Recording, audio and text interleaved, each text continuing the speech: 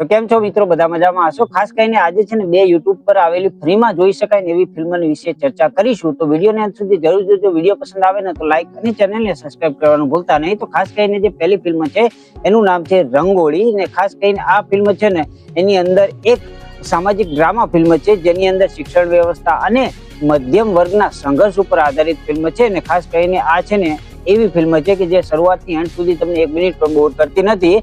અને ફિલ્મની વાર્તા એ ટાઈપની હોય છે કે મધ્યમ વર્ગના પિતા અને તેના પુત્ર વચ્ચેનો જે સંઘર્ષ બતાવવામાં આવ્યો છે ને એ જ આની અંદર જબરજસ્ત જોવાની મજા આવે છે।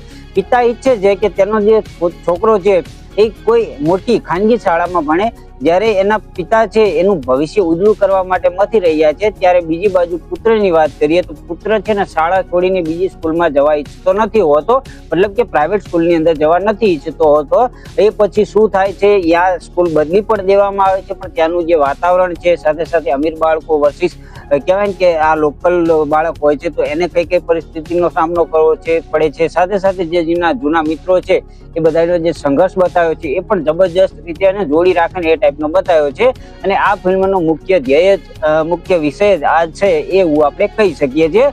તો હવે ફિલ્મની અંદર શું શું થાય છે ને એ આની અંદર તમારે ફિલ્મ જોઈને જોવું પડશે।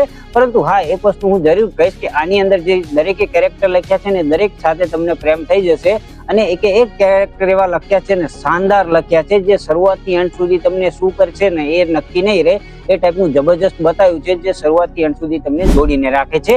આની અંદર બધા કેરેક્ટર સાથે પ્રેમ થઈ જાય છે, પણ એક કેરેક્ટર એવું છે ને કે જેની અંદર તમને પહેલાથી જ ગુસ્સો આવશે, પણ હા એન્ડમાં તો એ પણ તમને કહેવાય કે જરૂર પસંદ આવવાનો છે। એ ટાઈપના બધા કેરેક્ટર જોવા મળે છે। સૌથી વધારે જે કેરેક્ટર આપણને પસંદ આવ્યા ને તો પેલું તો આખું ફેમિલીનું બોન્ડિંગ જબરજસ્ત, મતલબ કહેવાય કે જે આખા ફેમિલીની અંદર જે સંઘર્ષ ચાલી રહ્યો છે ને જબરજસ્ત। છોકરા ભણાવવા માટે એની બેન શું કરી રહી છે, એની મમ્મી શું કરી રહી છે, એના પિતા શું કરી રહ્યા છે, અને કહેવાય કે એ બધું છોડીને આ છોકરો છે ને કઈ લતે લાગેલો હોય છે ને એ તમે જોશો ને તો જબરજસ્ત અને ગજબ રીતે અત્યારના જેન્ઝીસ લોકોને આ શીખવા જેવી બાબત છે આની અંદરથી। તો એ વસ્તુ પણ તમે આની અંદર જોઈ શકો છો।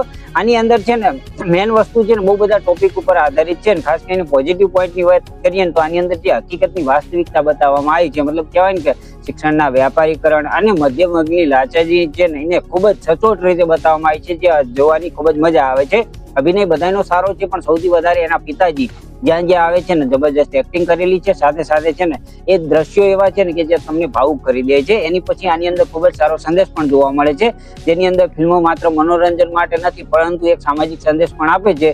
જે શિક્ષણ છે ને એ માત્ર ડિગ્રી માટે નથી હોતું, પણ સંસ્કાર અને આત્મવિશ્વાસ વધારવા માટે પણ હોય છે। એ ફિલ્મ તમને શીખવી જાય છે। ફિલ્મની નેગેટિવ પોઈન્ટ પણ છે, મતલબ કહેવાય કે ગતિ છે ને થોડી ધીમી લાગે છે, ક્યાંક ક્યાંક ડાઉન થતું જાય છે, ક્યાંક ક્યાંક વધારે ફાસ્ટ થતું હોય એ ટાઈપનું તમને લાગી શકે તો એ ટાઈપની આ સ્ટોરી લાઈન બતાવવામાં આવી છે। બાકી આની અંદર સ્ટોરી છે ને પૂર્વાનુમાન કહી શકાય, મતલબ કહેવાય કે પહેલાથી જ આપણે પ્રેડિક્ટ કરી લઈએ ને એ ટાઈપની સ્ટોરી જોવા મળે છે। બાકી ઓલ ઓવર જોવા જઈએ ને તો શિક્ષણને લગતા લોકો હોય ને એના માટે તો આપ જરૂર ફિલ્મ જોવા લાયક છે।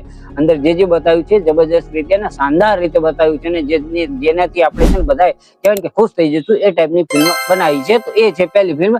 એની અંદર તમે કાસ્ટની વાત કરો તો અમરેશ કરીન છે, પ્રાર્થના સંદીપ છે, આદુ કાલમ જે એના પિતાનો રોલ ભજવ્યો છે એ છે, અને સાઈ અક્ષત કરીને મહત્વના 4 કેરેક્ટર છે। બાકી બીજા પણ ઘણા બધા કેરેક્ટર છે જે તમે ફિલ્મની અંદર જોઈ શકો છો। બાકી જોવા જઈએ તો બધા કલાકારની એક્ટિંગ સારી છે, દિગ્દર્શન સારું છે, સંગીત છે એ પણ જબરજસ્ત છે, મતલબ કહેવાય ગીતો પણ જબરજસ્ત છે, અને મૂળ તમિલ હોવા છતાં પણ હિન્દીમાં ડબિંગ છે જબરજસ્ત કર્યું છે, જે તમને બહુ જ સારું બતાવે છે અને જબરજસ્ત મજા આવે છે જોવાની। તો એ ટાઈપની આ ફિલ્મ છે। હવે જે બીજી ફિલ્મ છે એ ફિલ્મનું નામ છે સિક્રેટ, જે 2024ની ફિલ્મ છે, પણ તાજેતરની અંદર અત્યારે ટ્રેન્ડ થઈ રહી છે અને અત્યારે આ બધા વિશે ચર્ચા ચાલી રહી છે। તો ખાસ કરીને આ ફિલ્મની અંદર એવું હોય છે કે મિથુન નામનો એક છોકરો હોય છે, એને લગ્ન નક્કી થઈ જાય છે। લગ્ન નક્કી થયા પછી એક જ્યોતિષ એવું કહે છે કે તેની ભવિષ્યવાણી કરે છે કે તેની ભાવિ પત્ની છે ને ટૂંક જ સમયમાં મરી જશે।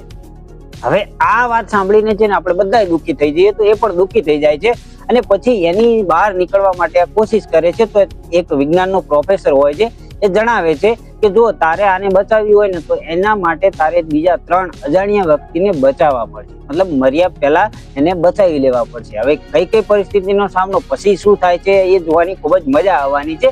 શરૂઆતથી એન્ડ સુધી તમને જોડીને રાખે છે. સાથે સાથે એક એકને બચાવવા જાય છે ને ત્યારે એની ખુદની સાથે પણ કંઈક ને કંઈક કહેવાય ને કે ઘટના બની જાય છે. એ પણ તમને શરૂઆતથી એન્ડ સુધી જોડીને રાખે છે, જે મજા આવે છે જોવાની. આની અંદર અંધશ્રદ્ધા પણ બતાવી છે અને વિજ્ઞાન સાથે પણ જોડ્યું છે, જે આખો નવો જ વિષય છે, તો એના માટે જોવાની જબરજસ્ત મજા આવે છે. હવે જો એની પત્ની બચાવી શકશે કે નહીં બચાવી શકે એ તો તમારે ફિલ્મની અંદર જ જોવું પડશે. ફિલ્મના પોઝિટિવ પોઈન્ટની વાત કરીએ ને તો આની અંદર નવો વિષય છે, મતલબ કે આ ટાઈપનું આપણે ક્યારેય નથી જોયું. વિજ્ઞાન અને અંધશ્રદ્ધા બધાને મિક્સ કરીને જે બતાવ્યું છે ને જબરજસ્ત જોડવાનો પ્રયાસ કર્યો છે ને જબરજસ્ત જોવાની મજા આવે છે. ફિલ્મની અંદર સારો સંદેશ એ છે કે ફિલ્મના અંતમાં છે ને તમને આત્મવિશ્વાસ વધી જાય છે, સાથે સાથે પોઝિટિવિટી પણ તમારા અંદર આવી જાય છે. એ ટાઈપનું આની અંદર તમને જોવા મળે છે, જે જબરજસ્ત રીતે જોડી રાખે ને એ ટાઈપનું બતાવ્યું છે. બાકી નબળી પટકથા છે, મતલબ વાર્તા છે ને થોડીક જગ્યાએ તમને નબળી લાગી શકે છે. બાકી જોવાની તો શરૂઆતથી અંત સુધી જબરજસ્ત મજા આવે છે. લોજિક થોડોક છે એનો પણ અભાવ તમને લાગી શકે છે. બાકી અભિનયની વાત કરીએ તો અભિનય બધાનો સરેરાશ સારો છે.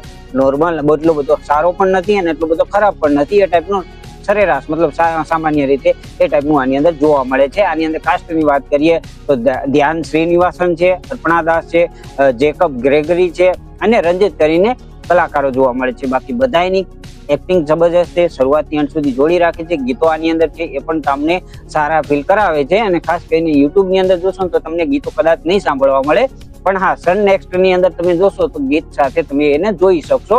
ખાસ કરીને મેં સન નેક્સ્ટ ની અંદર જોયું, જેનો રન ટાઈમ છે 1 કલાક અને 50 મિનિટનો છે, જ્યારે યુટ્યુબ ની અંદર જોશો તો 1 કલાક અને 40 મિનિટનો છે. બાકી જોવા જઈએ તો ફિલ્મ બંને જોવાલાયક છે.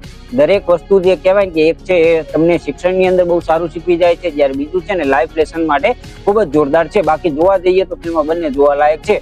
તમે આ બંનેમાંથી એક ફિલ્મ જોઈ હોય તો કમેન્ટ કરીને કહેતા જજો. બાકી ના જોઈ હોય ને તો હું આની લિંક છે ને મારા ડિસ્ક્રિપ્શનની અંદર મૂકી દઈશ, ત્યાં જઈને જોઈ શકો છો. બાકી વિડીયો પસંદ આવ્યો હોય તો લાઈક અને ચેનલને સબસ્ક્રાઈબ કરવાનું ભૂલતા નહીં. તો મળીએ છીએ આવતા વિડીયોની અંદર. ત્યાં સુધી બધાને જય શ્રી કૃષ્ણ અને જય માતા.